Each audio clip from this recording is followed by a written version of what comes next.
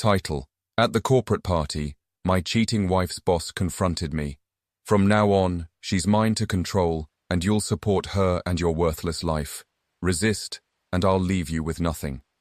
My revenge was immediate and merciless. The night of the corporate party was meant to be a celebration.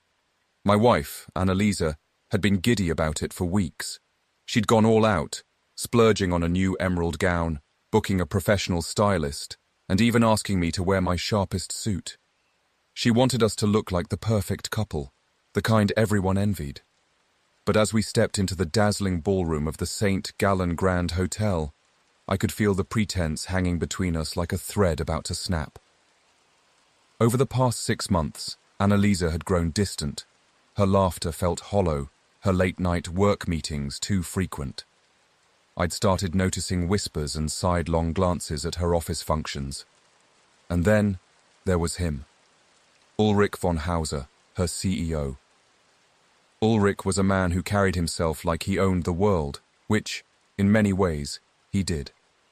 He had the sharpest suits, the flashiest cars, and an ego to match. His presence loomed over the party, and every time he passed, Annalisa's gaze flicked toward him like a moth drawn to flame. It didn't take a detective to piece together what was happening, but I hadn't confronted her yet. I needed proof. And tonight, I planned to get it. As the night progressed, I found myself nursing a whiskey at the bar, my eyes following Annalisa across the room. She flitted between groups of colleagues, her smile bright but her movements jittery. Ulrich, meanwhile, seemed to always be nearby, his hand brushing hers too casually, his whispers drawing smiles too easily. Then came the moment that sealed my suspicions. Annalisa excused herself to the powder room, and Ulrich followed not long after. My pulse quickened. Leaving my drink on the counter, I quietly tailed them down the hallway.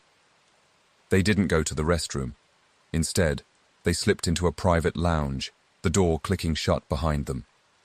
I pressed my ear against the wood, my stomach churning as I caught fragments of their conversation. "Tired of hiding," Ulrich said, his voice low but smug. "When are you going to tell him?" Annalisa hesitated. "Ulrich, you don't understand. Julian isn't stupid. He'll do nothing." Ulrich interrupted, his tone dripping with contempt. "Men like him are spineless. Besides, once I'm through with him, he won't have the means to fight back." My hands balled into fists, but I forced myself to stay quiet. This wasn't the moment to confront them, not yet. When they finally emerged from the lounge, Annalisa looked flushed, her gaze darting nervously around the room. Ulrich, on the other hand, looked pleased, like a predator confident in his kill. I returned to the bar, acting as though I hadn't moved, but my mind was racing. Later that evening, as the party began to wind down, Ulrich approached me. He clapped a hand on my shoulder, his grip firm and possessive. "Julian, isn't it?" he said, flashing a smile that didn't reach his eyes. "Annalisa speaks highly of you, says you've been supportive of her career." The condescension in his tone was unmistakable. "Of course," I replied, keeping my voice neutral. "Her success means everything to me." "Well," he continued, leaning in so only I could hear, "you'll need to keep that attitude, because from now on, she's mine to control. You'll support her and your worthless life, or I'll make sure you're left with nothing." I stared at him, stunned by his audacity. Before I could respond, he patted my shoulder again and walked off, his laugh echoing in my ears.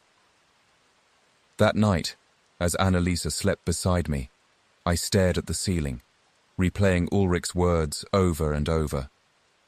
He thought he could take everything from me, my wife, my dignity, my livelihood, but he underestimated me. If he wanted a fight, I would give him one, and I would win.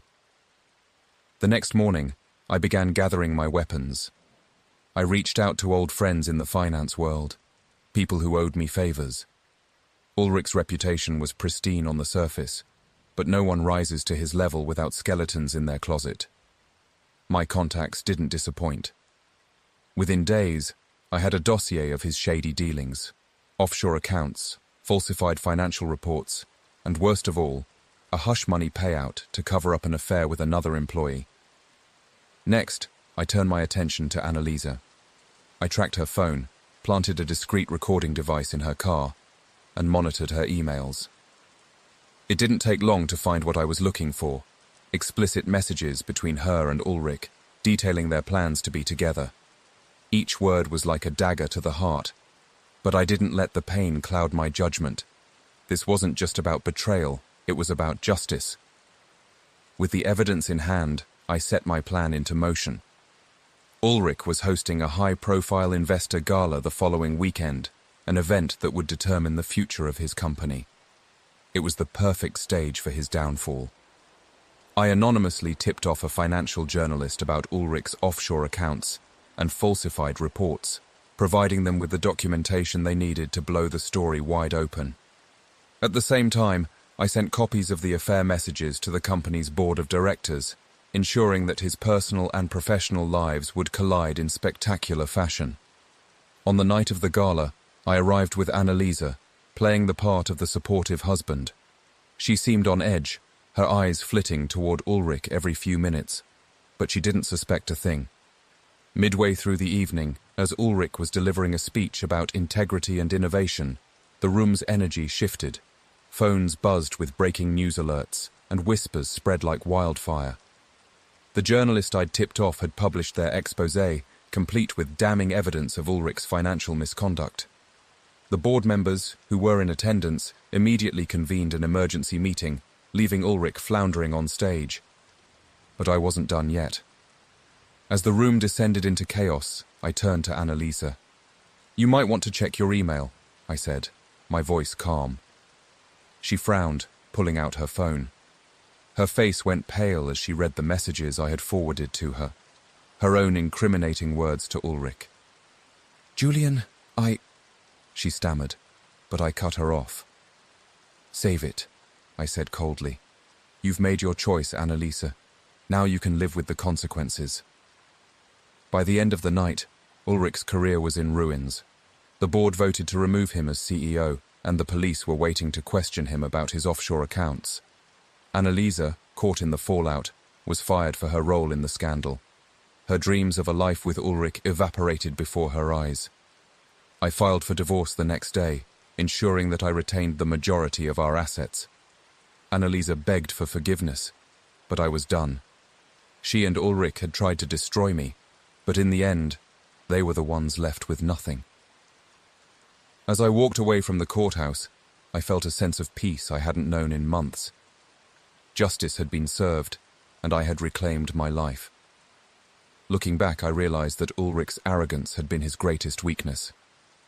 He thought he could control me, but he forgot one simple truth. A man who has nothing left to lose is the most dangerous of all. Thank you for being a part of this story with me. If it moved you, please give the video a thumbs up and consider subscribing to Lauren's story. I've noticed many of you who enjoy these stories aren't subscribed yet. By subscribing, you're not just following a channel, you're becoming part of a community that values deep, meaningful storytelling. Let's continue exploring these heartfelt journeys together. Don't forget to click the notification bell so you won't miss our next story.